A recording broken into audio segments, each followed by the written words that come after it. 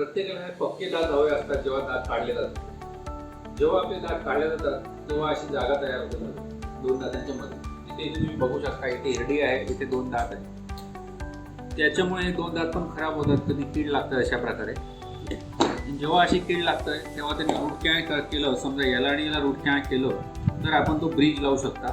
1 2 3. आज ब्रिज बद्दलच मी तुम्हाला सांगणार आहे. ब्रिज म्हणजे काय असतो, जसं की तुम्ही इथे बघताय हे आहे 2 कॉलम म्हणजे 2 दात, आणि इथला मधला दात बसवायचा असलं तर आपले एकाच्या ऐवजी 1 2 3 असे दात बसतात. परंतु यांचं हे कधी लावायला पाहिजे, जेव्हा तुमचे आजूबाजूचे 2 दात हे खराब झाले आहेत, त्यांचं रूट कॅनल केलं आहे, तेव्हा हा ब्रिज फिजिबल असतो.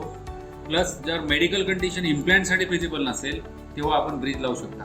ब्रिज हा वेगवेगळ्या प्रकारचा असतो. हा ब्रिज म्हणजे 1 2 3 क्राऊन, ठीक आहे, असे 3 क्राऊन जॉईंट होऊन लागतात, त्याला ब्रिज असं म्हणतात. हे वेगवेगळ्या प्रकारचे असतात, मेटल किंवा मेटल ब्रिज.